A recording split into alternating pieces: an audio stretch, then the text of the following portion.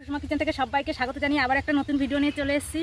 তা আজকে রেসিপিটা তোমাদের বলে দেবো কি হবে, তা সম্পূর্ণ ভিডিওটা দেখতে থাকো আর আমার সাথে থাকো। আর পাশে দেখো লেবু ধরেছে, গন্ধরাজ লেবু, কত সুন্দর লাগছে দেখতে।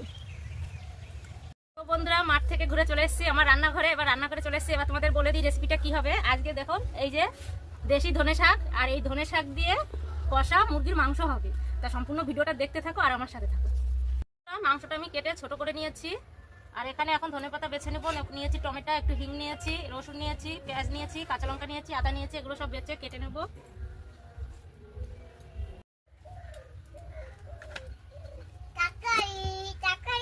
তো দেখুন বন্ধুরা, উনুন ধরিয়ে দিয়েছি আর এখানে তেল দিয়ে দিয়েছি। তেলটা গরম হতে দেবো। তেলটা গরম হয়ে গেছে, দেবো একটু হিং দিয়ে দিলাম। দিয়ে দেবো থেতো করা রসুন, আমি এখানে বাটা রসুন নিইনি, থেতো করা শিলনোড়ায় থেতো করা রসুন। দিয়ে দেবো পেঁয়াজ, পেঁয়াজটা একটু ভেজে নেবো। দিয়ে দেবো চিড়ে রাখা কাঁচা লঙ্কা, আর দিয়ে একটু ভালো করে ভেজে নেবো। দেবো একটু আদা বাটা, দিয়ে দেবো কেটে রাখা টমেটো,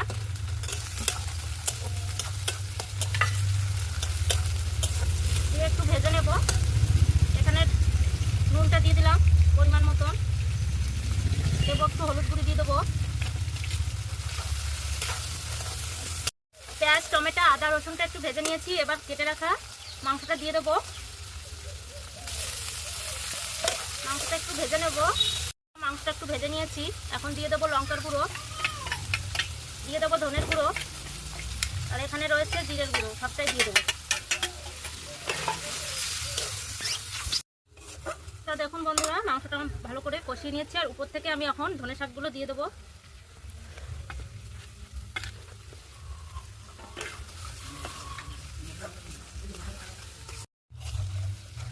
তা দেখুন বন্ধুরা, ধনে শাক দিয়ে কষা মাংসটা হয়ে গেছে, এখন নামিয়ে নেব। আর উনুনে রাঁধতে যেরকম মজা সেরকমই কষ্ট, ধোয়ায় রান্না যায় না।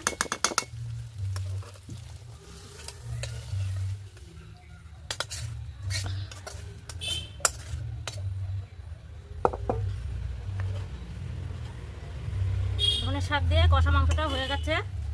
তা আপনারা ভিডিওটা সম্পূর্ণ দেখবে প্রথম থেকে লাস্ট পর্যন্ত, আর আমাকে লাইক কমেন্ট শেয়ার করবে, আমার পাশে থাকবে।